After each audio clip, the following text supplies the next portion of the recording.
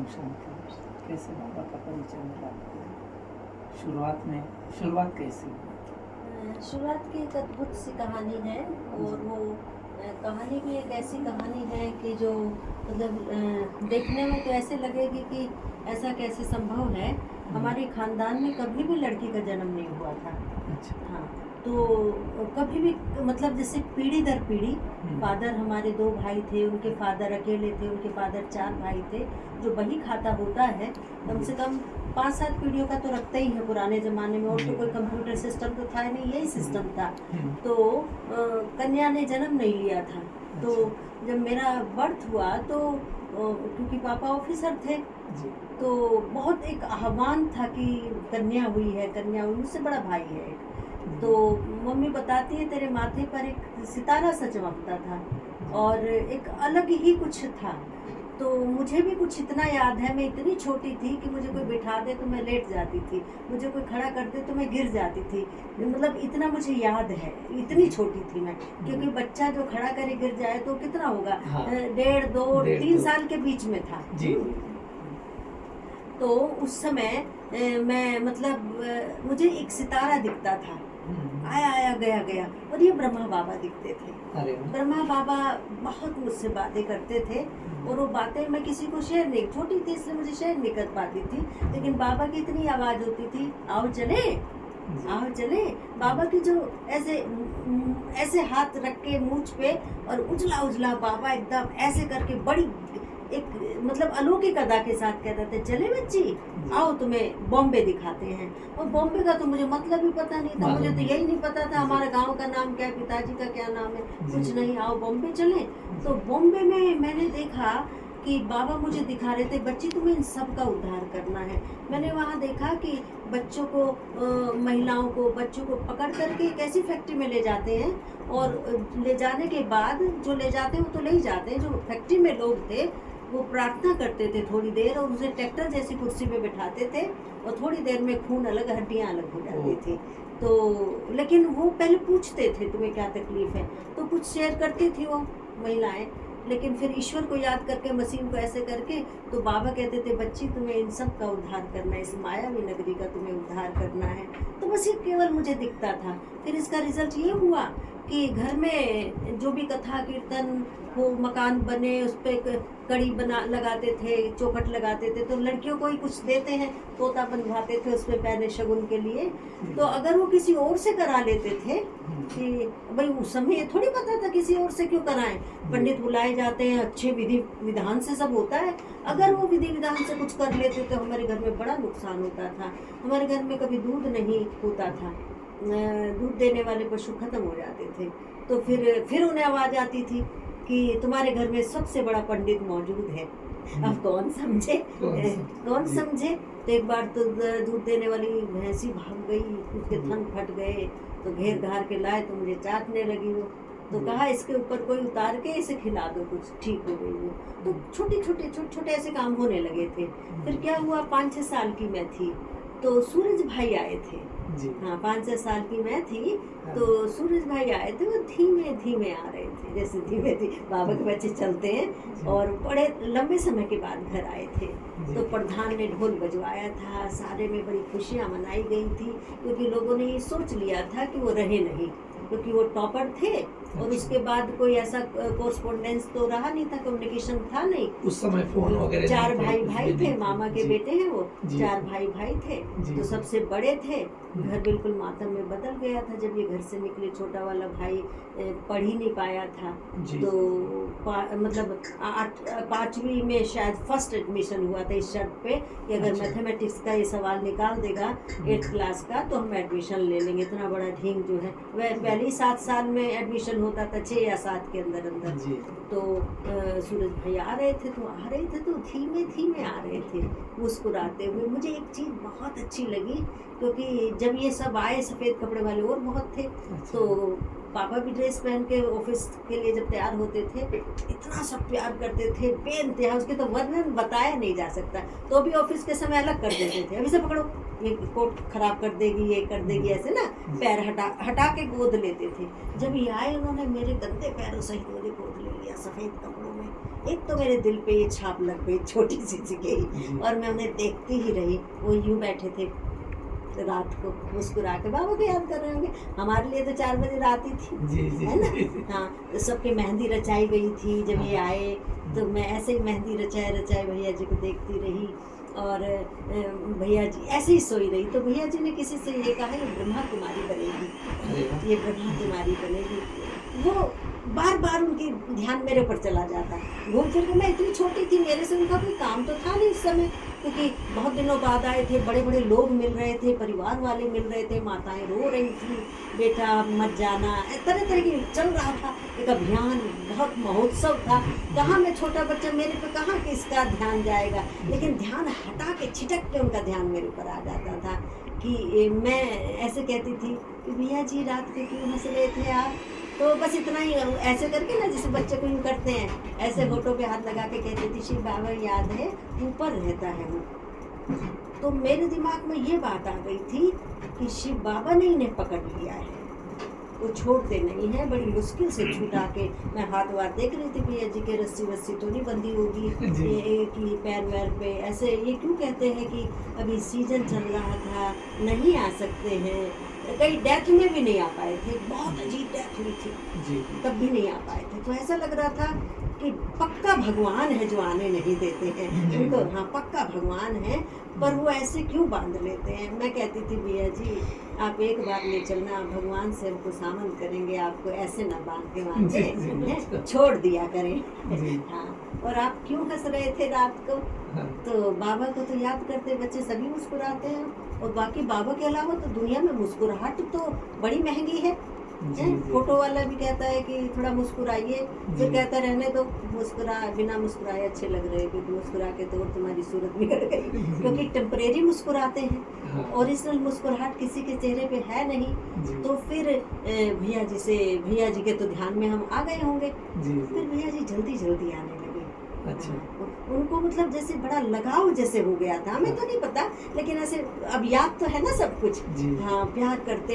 फिर मैं यहाँ भी आई तो भैया जी मतलब भैया जी की वजह से हर एक प्यार करता था, क्योंकि इतनी छोटी उम्र में भी इस तरह का त्याग भी बड़ा मुश्किल था। फिर मैं जब 10th क्लास में आई तो 10th क्लास तक मुझे दिव्य दृष्टि का वरदान था। हाँ, बिल्कुल 100%। अगर कोई पूछ ले ना कि बताना बारिश कब बंद हो जाएगी, बताना उनकी डकैती का सामान कहाँ रखा है, बताना इनकी शादी से हो जाएगी, बताना ये जिएगा नहीं जिएगा, सब सही होता था। कई जगह सामान निकले भी हैं। अच्छा, हाँ, बहुत निकले हैं। और ऐसे कुछ भी पूछ ले, क्योंकि छोटी थी, मुझे लाड़ कर करके पूछते थे, बेटा बता दो, बेटा बता दो, ऐसे। और एक एक विद्या थी अंदर। जब बड़ी बड़ी शादियां होती थी तो मुझे कढ़ाई पर बैठा देते थे हलवाई, तो उनकी कढ़ाई का तेल कभी खत्म नहीं होता था, चाहे कितना भी वो उसमें पूरी उतार ले। तो मैं इतनी छोटी थी, एक ऐसे डलवा के और बिठाते थे, फिर मुझे दक्षिणा वक्षिणा भी देते थे।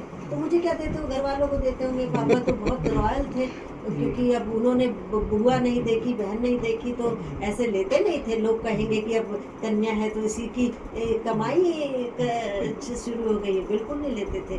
तो फिर ऐसे तो कुछ समय एक देवी का वो आ गया था। लोग, मैं बैठती तो मंदिर में ढोलक बजा के गीत गाते थे, इतनी भी क्या जल्दी है लाडो बाबा के घर जाने की, ऐसे अपने बनाए हुए गीत गाने लगे थे। ये 10वीं तक चला, फट से दिखाई देने लगता था। एक बार मैं चुपचाप बैठी, मेरी क्लास की सब लड़कियां बैठी थी, तो वो कहने लगी कहाँ गुम हो गई थी। मुझे अचानक कुछ दिख जाता था, बढ़िया सा बाबा, लक्ष्मी नारायण, और पूरे के पूरे 8 दिखे थे। एक लाइन के, ना तो वो 6 फीट के थे, ना वो 8 फीट के थे, बीच वाले थे, 6 से कुछ बड़े थे। और ना तो ये पता लग रहा था कि कौन लक्ष्मी है, क्योंकि मैं बच्ची थी, कौन नारायण है, पर मुकुट कुछ का बड़ा था, नहीं कुछ का बड़ा था, कुछ का थोड़ा सा छोटा था, कुछ का चेहरे एक से जैसे थे बिल्कुल, कुछ का चेहरा थोड़ा सा 19-20 बड़ा था, कुछ का कम था। बाबा एक साइड खड़े थे। बाबा ने कहा, बताओ बच्ची तुम कौन हो? मैंने तीसरे पे उंगली रखी थी, ऐसे। वो बच्चा है उस समय, तो मुझे थोड़ी कुछ ज्ञान था, कुछ भी 84 किसी भी तरह का मुझे ज्ञान नहीं था, पर मुझे ये याद है मैंने तीसरे की तरफ उंगली की तो बाबा बड़े मुस्कुराए थे। बाबा ने कहा था, तुम एडवांस पार्टी की आत्मा हो। फिर क्या हुआ, 10th के बाद थोड़ा थोड़ा इन सब की भी नज़र आने लगी, भैया जी, मधुबन वाले, दादियाँ, और मेरे पास बाबा के खत आते थे। अरे वाह। हाँ, और इतना भी था कि फिर ये ऐसे कहने लगे थे लोग, बाबूजी इसको जितना पढ़ाओगे, ये साकर बाबा के टाइम पे। हाँ, जी। इसको जितना पढ़ाओगे लड़की ना उतना ये लिखती है। और क्रिश्चियन स्कूल में मैं पढ़ती थी तो वो हमारे पत्रों को चेक करती थी, तो उसमें ये तो पता नहीं चलता था ये किसकी भाषा है, ये भाई की भाषा है कि बहन की। वहाँ तो लड़के की तो भाषा में पत्र आना, पत्र तो मुझे खोल के देती थी, लेकिन वो बार बार कहती थी कौन लिखता है तुमको।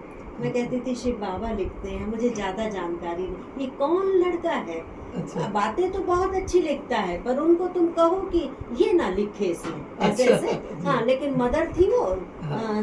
मदर पीटर थी, सिस्टर सुभाषिनी थी, इनकी भी वही प्रिंसिपल रही, ममता की भी। जी। तो पत्र मुझे देती, बहुत कोशिश करती थी कि इंक्वायरी करे, कुछ करे, लेकिन फिर पापा को बुलवाती हूँ, ये कहती थी एक बात तो है बाबूजी, एक बात बताइए, आप इनके फादर हैं, पेरेंट्स हैं, ये लड़की कभी कैंटीन का नहीं खाती, इसके पास एक पत्र क्या आ जाते हैं, ये लड़की इनको ज़्यादा पढ़ती है।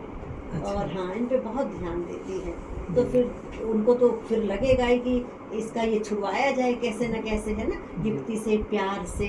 वो मेरा मन डाइवर्ट करने के लिए मेरी बहुत खातिरी करने लगे, अच्छे अच्छे कपड़े, अच्छा अच्छा घुमाना फिराना।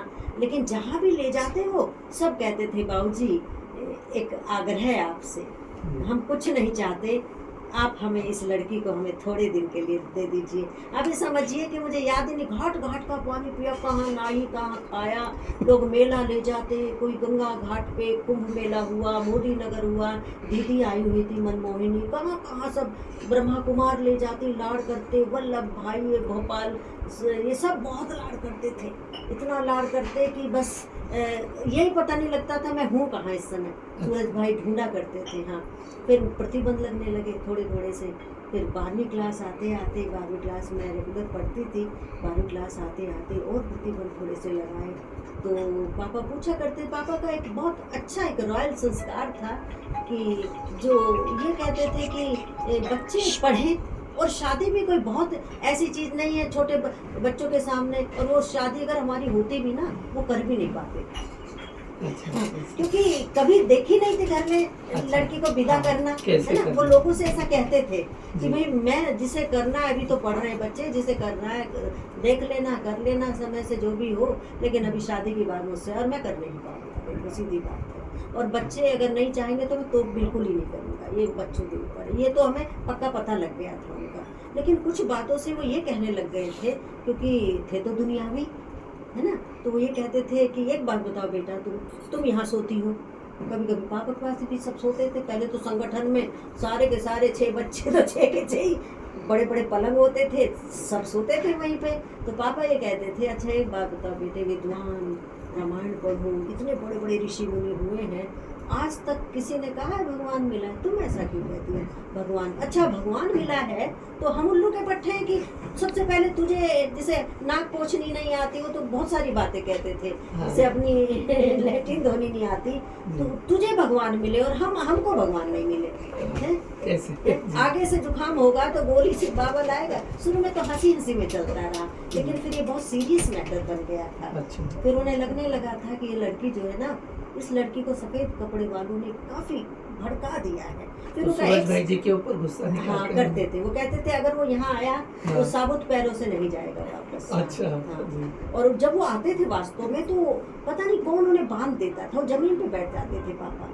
अच्छा। हाँ, जब वो आते थे पहले तो बहुत बोलते थे कि ये जो सफेद कपड़े पहनते हैं, ये तो बहुत खेती छोड़ के वहाँ चला गया। हाँ। बहुत खेती थी मामा की, जी। तो खेती छोड़ के चला गया, पढ़ लिख गया, तो तब इनको अंगाई लग गई है, इनसे कोई खुरपा दराती दे, हल जुतवाए तो इन्हें अकल ठिकाने आ जाए दोपहरी में। अब बाप कमा रहा है तो आराम से लग रहा है, शिव बाबा खिला रहे हैं इन्हें तो शिव बाबा खिला रहे हैं। तो ऐसे करते थे कि भाई भगवान आके दे जाएगा क्या? तो उनका एक सवाल था। फिर वो बार बार कहते थे कि भगवान आया ही है, तो मान लेते हैं भगवान आया है, तो पूरे घर में तेरे ऊपर क्यों नजर है, क्योंकि ऐसा है अच्छा। हम भी अच्छे लगते थे जी। क्योंकि उस समय तो पापा कहते थे मनहूस हमारे घर में, ये पता नहीं हमें पहले पता होती, ये लड़की पहले ही उंगली ऐसे करती थी, ये दरवाजे के गेट पे खड़ी होती थी, ऑर्डर चलाती थी, पढ़ाती थी, एक एक चीज़ फिर मेरे रिपीट करने लगे कि इनके तो लक्षण ही ठीक नहीं थे, ये लड़की तो बहस करती है। और 2-4 लोगों से पूछा भी था, जहाँ गए गर्दन नीचे करके आ गए वो। उन्होंने सबने कहा बाबूजी एक बात है, अगर इसकी शादी हुई तो एक टॉप महारानी बनेगी या तो, और या फिर इस अंगीठी बुझाएगी सकती है, दोनों बातें कहते थे। तो पापा को 2-3 लोगों ने ऐसा कह दिया, कईयों ने तो पापा को मेरी शादी के एडवांस में ही कुछ सामान दे दिया था कि बाबूजी इसकी शादी करो तो ये कुंडल मेरी तरफ से देना इसको। अच्छा। हाँ, बहुत प्यार करते थे लोग, इधर उधर के लोग। हाँ, कोई मंगती कह के बुलाता, 50 नाम रख रखे थे लोगों ने, यहाँ भी कोई मुन्ना लाल, कोई कुछ 70 तरह के नाम, मुन्नड़ी दादी कहती थी, बहुत तरह तरह के नाम रखे हुए थे। फिर धीरे धीरे 12वीं तो हो गई, फिर मैंने बीए में, मुझे था कि मेरी पढ़ाई जैसे ही छूटेगी लोग घेर लेंगे और फिर कुछ ना कुछ ऐसा होगा ही, वो तो होता ही सब दुनिया में। मैंने पढ़ाई अपने आप शुरू कर दी, तो पढ़ाई मैंने बिना किसी की सपोर्ट की की, तो मैं बहुत टॉपर रहती रही। मैं फेंकी हुई किताबों से पढ़ने लगी। उन्होंने कहा था इसकी पढ़ाई बंद करा दो। पापा तो बाहर रहते थे, लखनऊ कहाँ कहाँ ऐसे पोस्टिंग पे।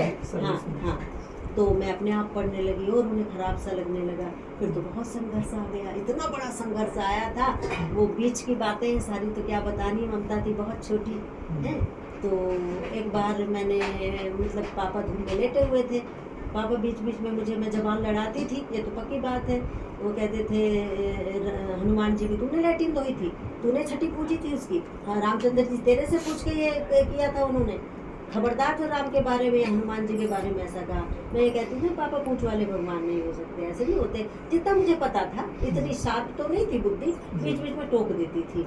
तो 1-2 कैलेंडर सूरज भाई दे जाते थे, नेम प्लेट सी, स्लोगन जैसे, बहुत ज़्यादा कैलेंडर तब नहीं थे, एक आध बैच वैच होता था पिन का ऊपर, तिकोना सा सिल्वर का। तो एक बार धूम में लेटे हुए थे, ममता आई, पापा ने मुझे कई बार थोड़ा सा मारा वारा था, तो ये छोटी थी, तो ममता ने कहा पापा एक बात पूछूं?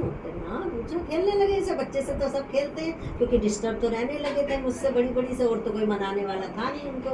तो कह रहे पापा ये किताब किसने बनाई है, सच्चा योगी जीवन है, पवित्र जीवन, कर्मों की गुह्य गति, कुछ किताबें भैया जी दे गए थे, धर्म कर्म और विज्ञान। तो कहते ये पढ़ती है, ये आएगा इम्तिहान में इसके, और उखाड़ देते थे या कहीं छिपा देते थे। हाँ, तो इसको 2-4 किताब हाथ लग गई कि पापा किसने बनाई, अरे ये उन्होंने ही बनाई है, नालायक कम्माखत, कहीं से हमारा ही घर मिला था उन्हें, ऐसे ऐसे। तो फिर पापा जब बनाई उन्होंने, तो आप दीदी को जीजी को क्यों मारते हो? अच्छा, जी जी। ये कैलेंडर किसने बनाया? तो डर के मारे गुणों का गुलदस्ता मैंने हाथ से बना के लगाया हुआ था। अच्छा। हाँ, क्योंकि वो आसान सा था। तो ये कैलेंडर किसने बनाया है कि ये वहाँ उनसे देख देख के बनाया है, ये होशियार बहुत है, ये हमें समझती है कि हमें पता नहीं चलता। तो पापा आप जीजी को क्यों मारते हो, आप उन्हें ही क्यों नहीं कहे? उन्हें ना धक्का सा लगा, ये बात क्लिक कर गई कि भाई यही किंचे हाँ, कि जब सब कुछ वो उनका ही है तो इसको कहना गलत है। हाँ। फिर कुछ दिन मेरे हाथ पांव दबाए, सोती के ऐसे मम्मी से कहने लगे कि देख जब मैं इसे डांटता मारता हूँ, लड़की मारी अच्छी नहीं होती, और ये इसकी गलती भी कुछ नहीं है, तू तो बचा लिया कर कम से कम इसे। अच्छा। तू तो बचा लिया कर कम से कम इसे। और एक बार तो इतना ज़्यादा जब अति हो गई, इतनी अति हो गई थी, बहुत बहस हो गई थी, पापा मारते मारते पापा का हाथ उतर गया था। तो हाथ उतर गया, उन्हें साक्षात्कार होने लगा। अच्छा। साक्षात्कार होने में उन्होंने पूछा, उन्हें बाबा दिखाई दिए, उस बाबा से उनको जलन बहुत थी। ये कहते थे इनको कैसे मैं मान लूँ, ये भगवान का है या ये कोई, तो वो तो जो भी मानते हो, उन्हें इंसान या जो भी मानते हो, तो उनके प्रति तो उनके मन में श्रद्धा थी नहीं। तो कहते थे यही कभी कभी मुझे दिख जाता है।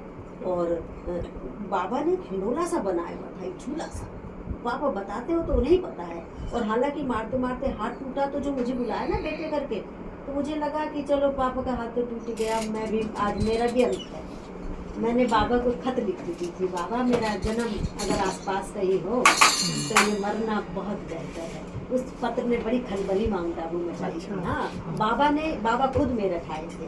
अच्छा। हाँ, मैसेज अरे में वाह। है ये, एक मुरली में है, आज बाबा मेरठ का चक्कर लगाकर आए और बच्ची से मिलकर आए अरे हैं। वाह। उस बच्ची ने क्या क्या लिखा है, ये सही बात है। हाँ।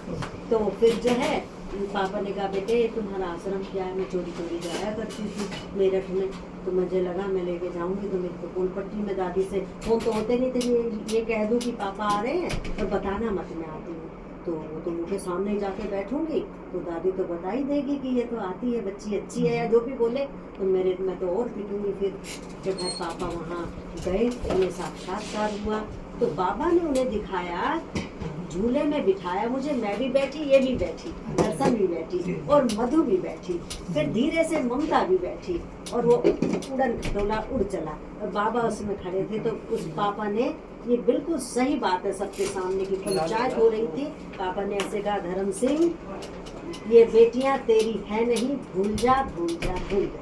अच्छा, खुद को कहा। हाँ, खुद को एक दो थप्पड़ मारे जब वो जो उन्होंने देखा, क्योंकि वो बताते हैं। हाँ। तो फिर बाबा ने उन्हें माउंट आबू बुलवाया पापा। अच्छा। हाँ, और वो होश बेहोश हो गए। 7वें दिन गए, फिर उन्हें जो समझ में आ गया, उन्होंने देखा, दादी से कहा मैं बाबा से मिलना चाहता हूँ। उन्होंने कहा कम से कम 6 मास तो आपको नियम धारण करने पड़ेंगे। तो उन्होंने कहा कि मेरा नियम आज से ही शुरू है, आप वहाँ बता दीजिए। अरे वाह। हाँ, मेरा नियम आज से शुरू है और मैं 7 दिन का कोर्स करने के बाद 8वें दिन आबू जाना चाहूंगा और मेरे नियमों में कभी कमी नहीं आएगी, ये मेरा वायदा है आपसे। तो वहाँ बाबा से पूछा गया, बाबा ने कहा जिस बच्चे की इंतजार थी वो बच्चे को तो तुरंत आना चाहिए।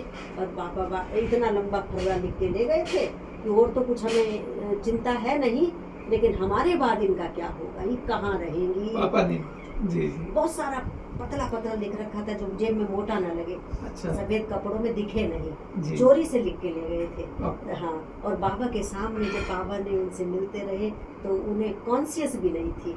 दूसरे ने टेप नीचे वाला जमीन वाला सैल वाला टेप आता था तो उससे रिकॉर्ड किया, पापा को बताया देखो बाबा ने तुम्हें क्या क्या कहा है। वो होश बेहोश हो गए थे, अनकॉन्शियस हो गए थे। ये थी हमारी छोटी सी जीवन।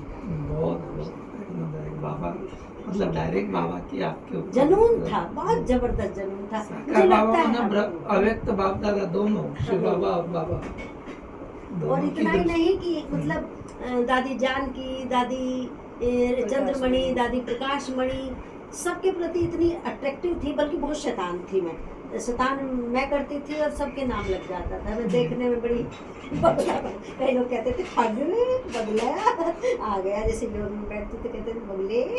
अच्छा। हाँ, मतलब अट्रैक्शन में रहता था। मुझे ना बाबा से बहुत जिगरी प्यार था, ये बात सच है। और उस जिगरी प्यार में कई बार ऐसे होता था, संधि में हमें बहुत बहुत देर योग में उठाया जाता था। दादी अपने बिस्तर पे मुझे सुलाती थी। हाँ, मैं कहती थी दादी दिन भर, मुझे ये थोड़ी लगता था प्यार कर रही है, मुझे लगता था लिटा के कुछ पूछेंगी, आज शैतानी कहाँ की, आज पेड़ पे क्यों चढ़ी, आज जामुन क्यों तोड़ी, आज चेरी खाने क्यों गई, जो भी नियम बताती आज पूरा दिन मौन रखना है ना तुमको, है। तो मैं शोर मचा के कहती थी और दादी ने मौन रखा दिया मेरा, तो आज बोलना मत, तुम भी मत बोलना, देखो आज तुम भी मत बोलना। चक्रधारी ने देख लिया, वो भी उस समय बहुत यंग थी, जैसे ममता है ना इस तरह थी।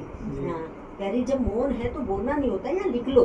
अच्छा। मेरा मौन है, उसे बार बार देखो, बोलो नहीं। जी। हाँ, अच्छा। हाँ, तो बहुत नजर थी, इसका मतलब नजर का मतलब यही होता है बाबा। सबका ध्यान उनका प्यार हाँ, था। बाबा को मालूम था कि इस जी, एक जी। के निकलने से कितने समाज- बड़े परिवार का उद्धार जी, हुआ जी। है, नहीं? हाँ, और नहीं हुआ तो है। हाँ, हुआ है। जी।